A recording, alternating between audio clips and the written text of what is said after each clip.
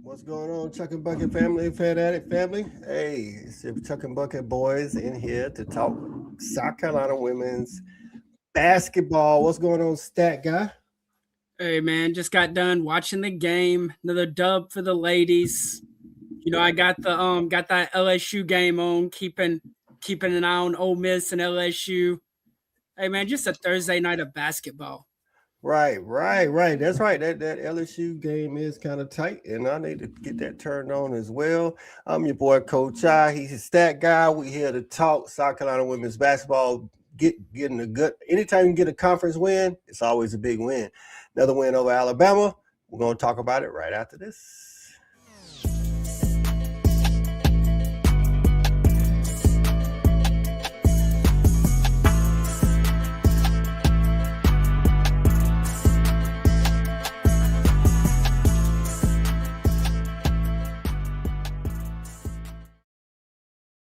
All right, stat. Another dub in the win column, man. Hey, feel good to get another win. It was definitely a better game than the first time around. You know what I'm saying? So Alabama, shout out to Alabama. Alabama played a lot better tonight. I don't know if South Carolina played their best basketball, but kudos to Alabama for playing better than they did in the first night. Yeah, you just want to rip the band-aid off and let's talk about what needs to be talked about defensively. Well, let's let's start off. We're gonna start off like the teacher said. You gotta hit it with a little bit of positivity before you get into the negativity. So, let's talk about that. Let's talk about something you did like about the game today. Overall thoughts. Let's just say that. Overall thoughts. Overall thoughts, definitely in the first quarter they came out and established that it was a Medina Ocote and Joyce Edwards type of game. And that's Don's MO, but we've had games where our guards have had to carry us, Mm-hmm. and tonight was not one of them. Right. Joyce. I think Joyce ended up with 23. Oko is 16. Lasson ended up with 10. Maddie ended up with 10. And then there was a couple of other people who got in on the action. Raven was under the weather, obviously, but she still brought her A game on defense, as she always does. So that's to be expected. She probably played more minutes than Don wanted her to. You know what I'm saying? I think looks like she played 19 minutes. I think that's why Maddie played a lot of the third quarter. Because she wanted to keep Ravens minutes under wraps. Now, Tessa, on the other hand, we need a little bit more. But coming off a game she had against LSU, that's the thing about the offensive side for the South Carolina women's basketball is at any time anybody can step up. So we cool with having an off night on offense, as long as you're bringing it everywhere else. You know what I'm saying? So Joyce obviously got talked to about her effort. Because not just that she had 23 points, you know what I'm saying? She had 12 rebounds, and it wasn't just rebounds. There was some, I know KB did say some, fall in her lap, but she had way better effort tonight. What you think Mm-hmm. about Joyce's performance overall? Yeah, no, somebody got into her ear, was on the floor for loose balls. And when she's going hard, that's what you see. And it's like, even on balls, she's not getting the rebound. She's getting her hand in there, knocking it away, giving somebody else a chance to fight for it. Um, the effort was much better tonight. And, I put in the chat, like, when you play hard, when you're the aggressor, the basketball gods will smile upon you. And that's when those 3 or 4 rebounds do just fall into your lap because the ball's rewarding you. Right. Shout out to some people already in the comments. Stevie G in the building. Oh, Stevie G in the building after the good win in Athens. Oklahoma beating the Lady Dogs. Cousin Will in the building. What's going on, cuz?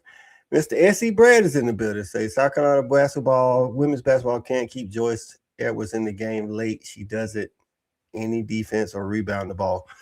Well, against LSU, that was the case, but you can't say that tonight. She had 12 rebounds, my guy. Got to go check them stats first. She actually played a lot better tonight, and we got on her about not having that effort against LSU. But hey, tonight apparently Don felt the same way, and Joyce showed up in a big way tonight. Considering two of her compadres were at their best tonight in Tessa and Raven. How about Oko hitting the 2 threes? Yeah, I mean, we've seen I forget what game it was earlier this year, maybe the Oklahoma game. I Mm-hmm. think she was 0 for 2 for 3. But when she shoots a 3, it's with confidence. It's not on some old Camila Cardoso last second. Like, I guess coach wants me to shoot it. Like, she shoots it with some conviction. The corner pocket 3, I did not know you had that in your game, Big Mama. That was the one that was wet. Like, it was all net, no rim. She didn't hesitate. She got her feet set as soon as Maddie passed her the ball. Like, that's the ball came to her in the corner. I'm like, she looking at her feet work, she looked like somebody wants to shoot that 3. Like, as she got it, she took that gathered step back for it to be the 3. Money. She looked like somebody that shoots a 3 on a regular basis, not somebody that was just shooting a 3 because she was wide open. But that obviously was Alabama's game plan to sag off. I mean, I would too. It's not like she's hit a lot of 3s. And she was killing them down low. You know what I'm saying? Yeah. Like, she just was another good rebounding output for Medina. She had 17 Saturday against LSU, had 16 tonight. She's just owning the boards, and as long as she keeps owning the boards like that, that's going to give South Carolina a lot of chances for additional shots. All right. You wanted to talk about the defense. Oh, let them have it then, Stat. So my issue, you've already played Alabama once. Right. Curry's been there for a couple years. She's been around the game a long time. You know what their MO is. Right. Drive and kick. They're going to drive. They're going to kick. Why? First of all, why are we giving up middle drive? I know they run it off some ball screens and stuff, but like, stop the middle drive. And that takes away the problem. But okay, you give up the middle drive. Why are we sagging off on the wings when you got Joyce and Oakode in the paint? Like, if they hit a 2 on those 2 girls, give them the 2 points. Right. Don't give them the wide open 3. What you coming down there for? You ain't like, all you doing is giving them the outlet pass they want.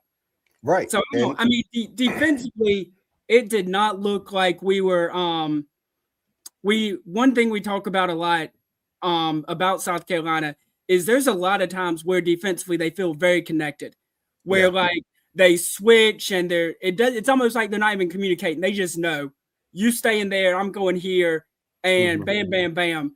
And tonight they did not feel connected at all. Some girls switched. Now there's a wide open 3 because there was miscommunication of if they were switched or not. I mean, just horrible. But the problem is this is Alabama's game. This is how they play. So to play right into their hand defensively was definitely head scratching. I'm also kind of surprised we didn't see our 2-3 zone that we played against Tennessee some tonight to see if that would have affected some things that Alabama does. Because they don't, it's not like they run like a whole bunch of like pin downs or elevators or anything like that. It's all drive and kick. Right. Well, but the thing I think from a coaching standpoint, if you're looking at the 2-3 or which is what South Carolina plays, if you can hit the seam and drive and get a piece of the paint, then even if you can't, reverse pivot and kick it back to the wing, you can always skip it because backside help is going to collapse down. And since Alabama's MO is to shoot the outside shot, they shot 33s.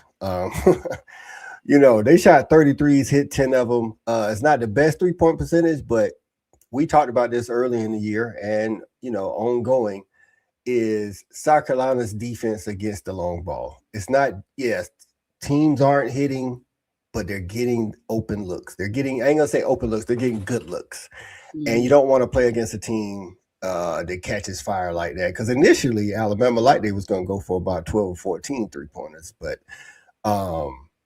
they ended up hitting.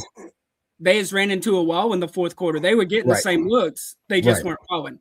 And so that then allowed South Carolina to balloon the lead back up to 19 after it had gotten cut to 7. But so shout out to the ladies for getting the double-digit win because 3-point defense wasn't the best. Again, Alabama hit 10 3-pointers, and South Carolina only hit 4, and Oko was 2 of those. And then when you put those 2 things together and still get the double-digit win, I never felt like that Alabama actually had a chance, though. You know what I'm saying? It's like started out strong, 12-2, and then, ended the first quarter 21-8, and then it's like every time they make a run, cut it to 10, maybe 9. I think they cut it to 9 one time in the third quarter.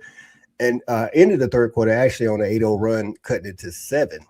And then South Carolina would just score a couple of baskets back to back. So South Carolina started now.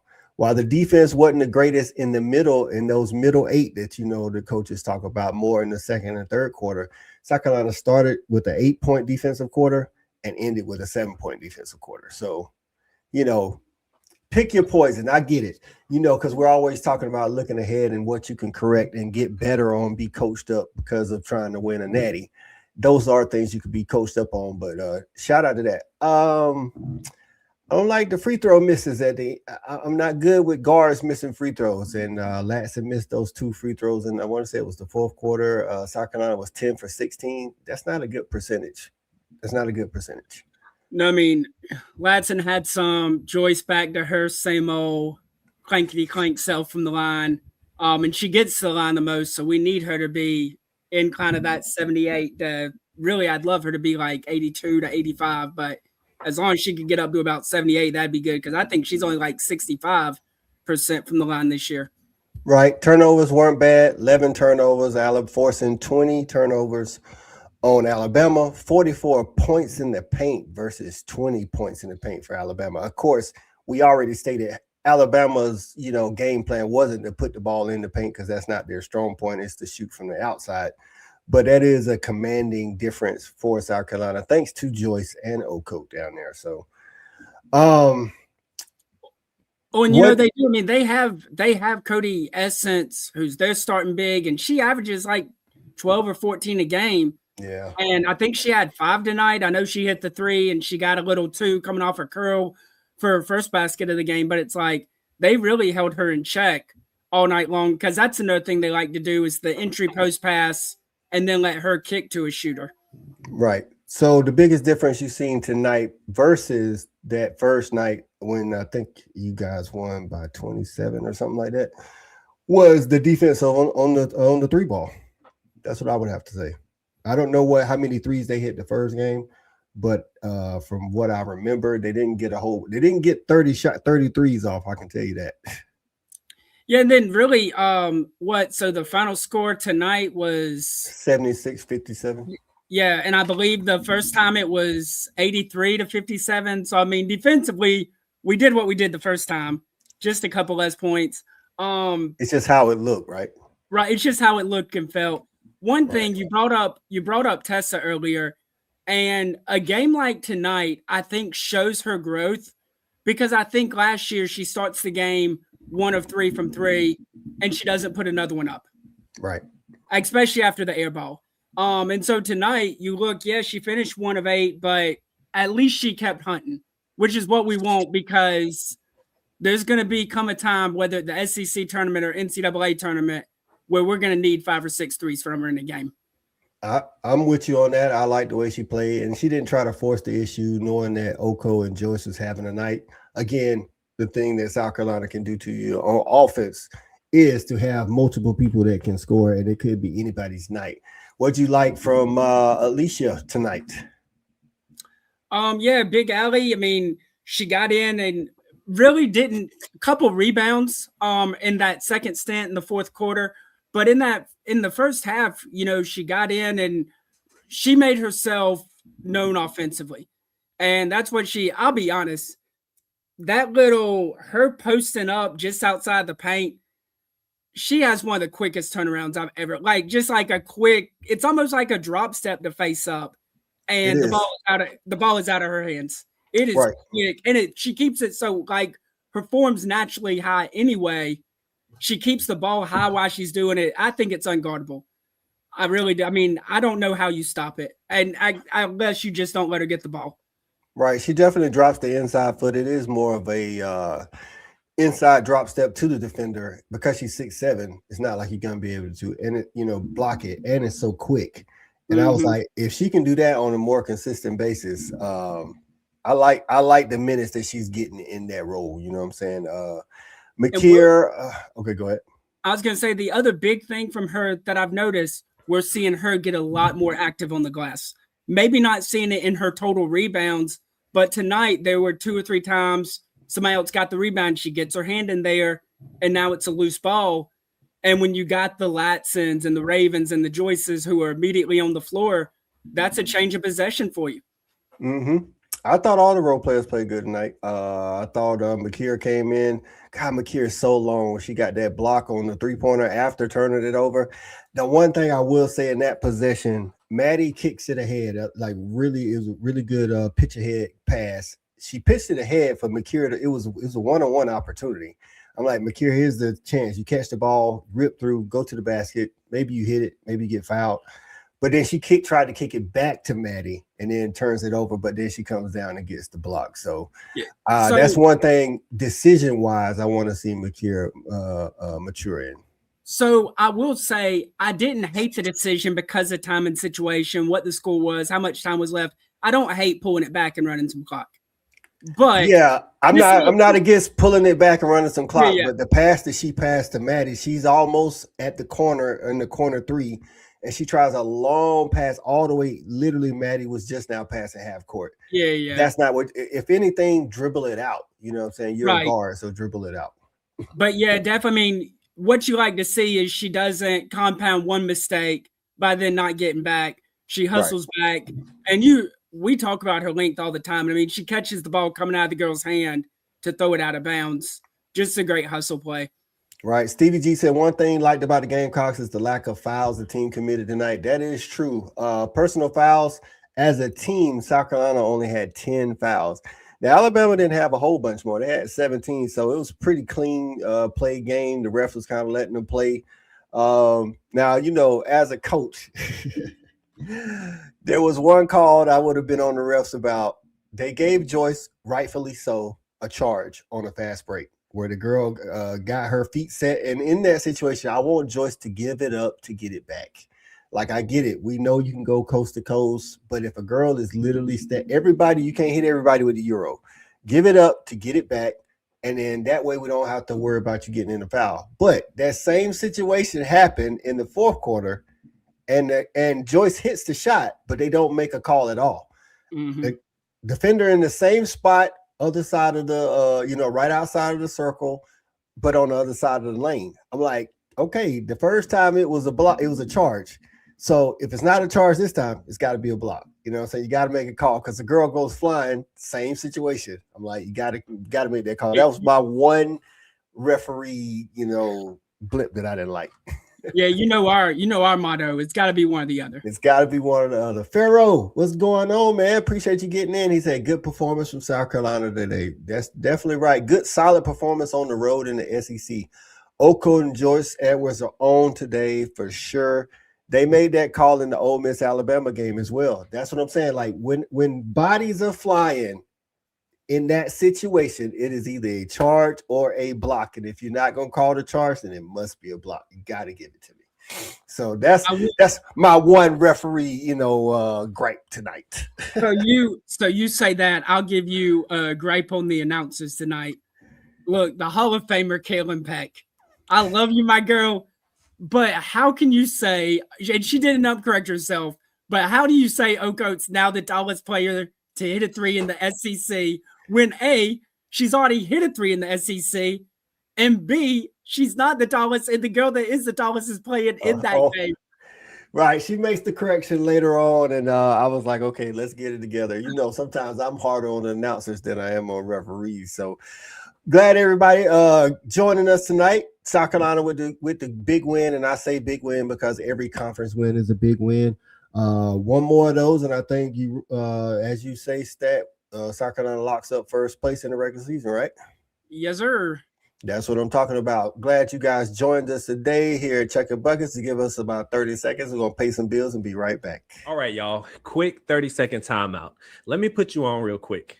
If you're listening to this, you already love women's basketball, and Elite is different. Elite looks different, sounds different, and feels different. Well, that's exactly how our friends at Kick-Aff Coffee Supply move.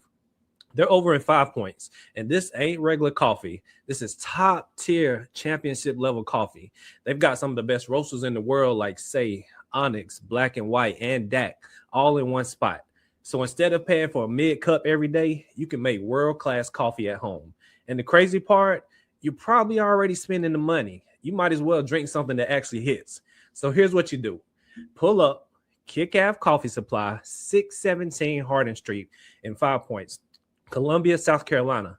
Tell them Chuckin Bucket sent you, and you'll get 10% off your order. That's it. Simple. Upgrade your coffee game the same way your favorite team upgrades their roster. And as always, go Gamecocks. That's right, man. Kick Ave Coffee in 5 Points in Columbia, South Carolina. Tell them Chuckin Buckets sent you. All right, man. Farrell says South Carolina concludes the season on Sunday with a win over Ole Miss. Speaking of stat, you said you got that LSU Ole Miss on. What's the score? Oh, I turned it off. I thought you were putting it on over you. Yeah. Let me pull it on up. But yeah, while we do that, but that's right. With a win over Ole Miss is a scrappy team. I think Ole Miss is going to keep it close initially, but I think South Carolina at home pulls away late. Just overall thoughts. I like the long girl from Ole Miss. She's long, she's thin.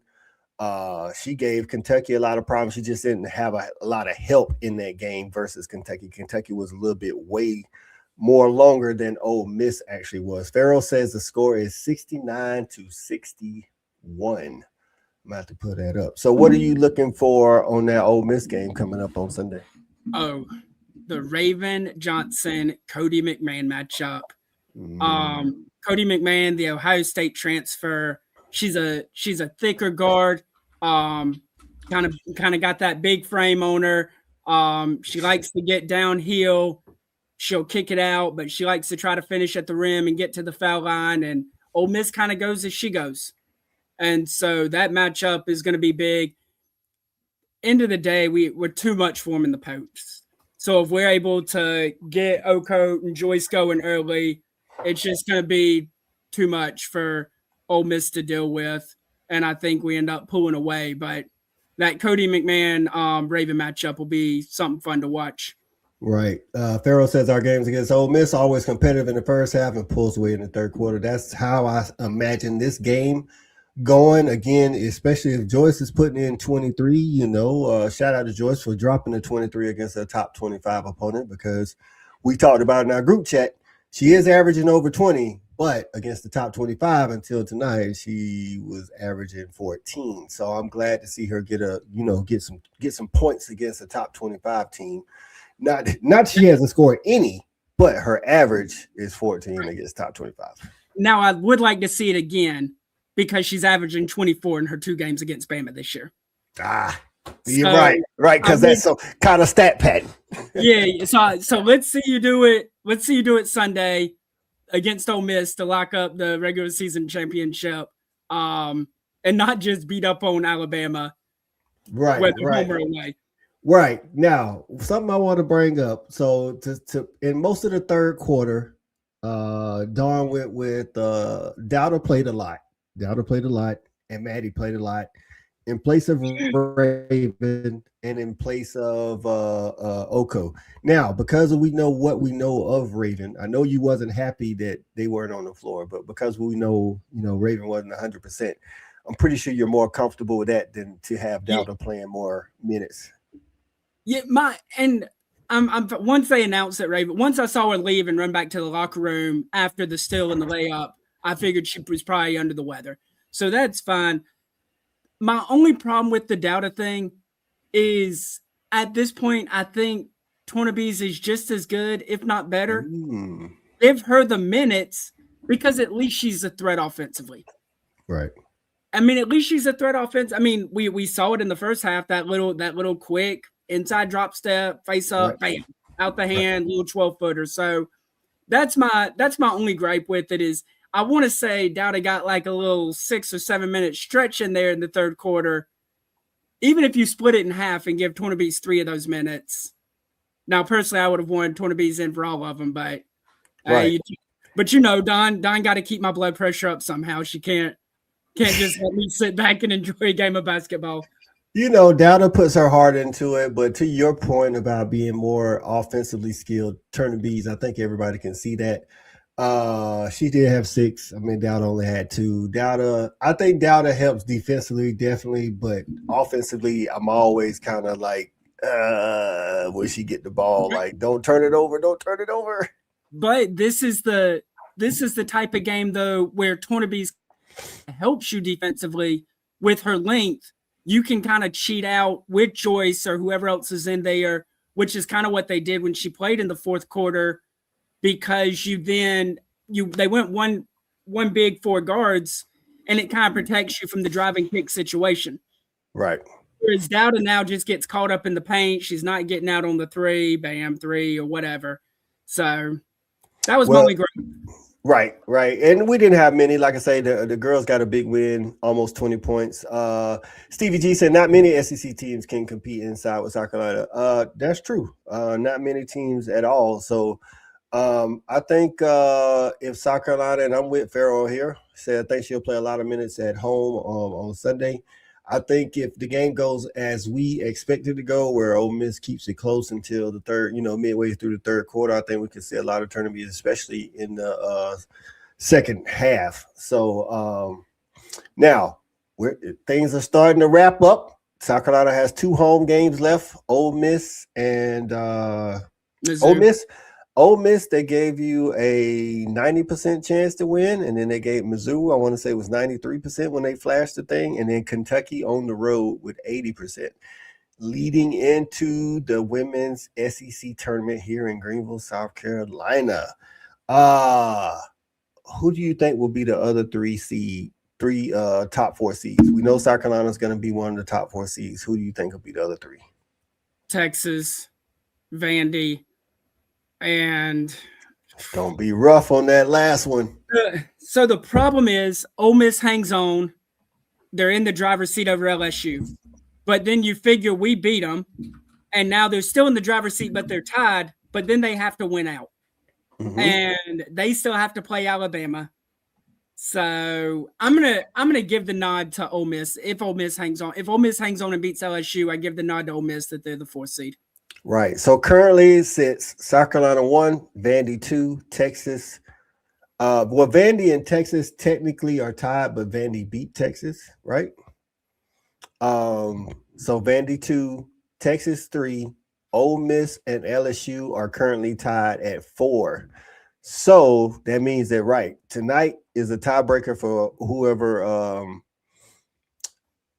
wins that game. It's looks like it's 4:65-69, 4 minutes and 49 seconds left. Now this is the thing. I don't remember who won the LSU Tennessee game. Oh, they might not have played yet. They might play. They played. I think they played. You're right, because I think they might play Sunday. So this is the thing. Ole Miss is 8-4 in conference. LSU is 8-4 in conference, and Tennessee is 8-5. Oklahoma is 8-5.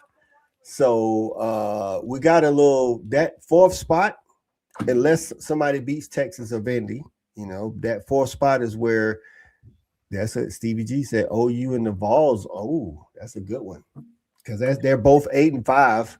And again, whoever loses this game between Ole Miss and LSU, they go to 8-5 in the conference, tying them with Tennessee and OU. And so then Ole Miss plays South Carolina. We're expecting them to take a L. Then they will be at 5. And even though they would have the tiebreak over LSU, I don't know who won the Ole Miss Tennessee game. LSU just took the lead 71. Appreciate you getting in, Delta Row. Say LSU just took the lead 71-69. Ole Miss in total free fall. How about that? We got 2 minutes and 56 seconds. And they're playing at Ole Miss too. Yeah, but Ole Miss and LSU, no matter the sport, they kind of have that unsung rivalry. You know what I'm saying? We see it a lot in football. Ole Miss plays the Vols on the 26th. So that 4th spot, that's up for grabs. You know what I'm saying? So I think we can say South Carolina, Vandy, and Texas, but we don't know who that 4th spot is. 4 teams playing for that 4th spot. And to answer your question from earlier, Stevie G, about what's on the line for winning the regular season championship, in the women's tournament, the number 1 seed gets the early game on Friday and then the late game on Saturday. So there is kind of that joy of kind of getting that extra little break in those 2 games. So that is, I guess, kind of the one thing to look for as far as an advantage, you could say, that comes from winning the regular season championship. Right. So the tournament starts on Wednesday, where you have the first round, and then the second round. If you're in the top 4 seed, then you don't play until Friday. 1 and 4 play in the morning session, and then 2 and 3 play in the night session. And like Stat said, then 1 gets to watch the winner of the other game play, and it doesn't. 1 and 4 get to wait until Saturday night. Now, where I would say that's a disadvantage, so to say, they play later. So if the game is a tight game and it goes in overtime or whatever, they have to carry that into Sunday while the other team has been waiting on them. So it kind of works out both ways, but you definitely want those top 4 spots so you don't have to play until Friday. All you got to do, if you do that, all you got to do is win 2 games and you're in the championship. So that's the advantage of, getting those top 4 seeds or being a regular season champ. It also, I think, being a regular season champ helps your NCAA tournament seeding.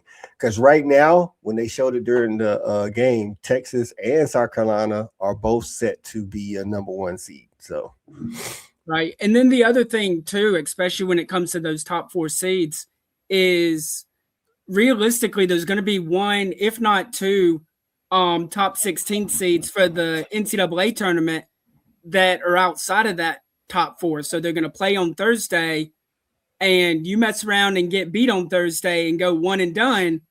There's a chance you fall off of that to play your games at home. Right. For sure.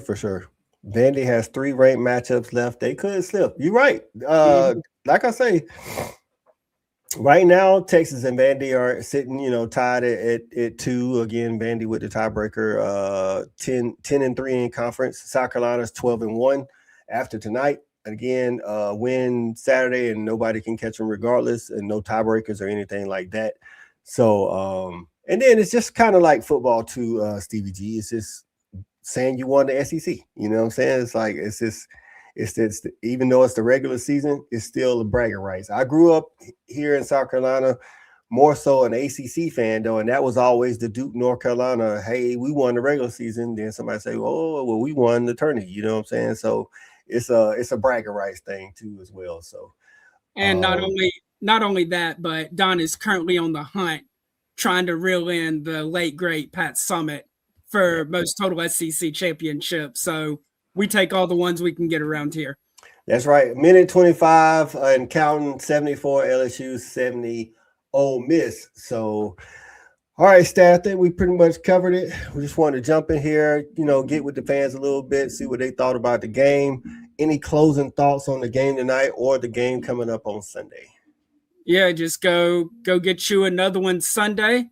CLA is going to be packed. It'll be loud, in hopes of closing it out. And just, I think Don said it best after the LSU game.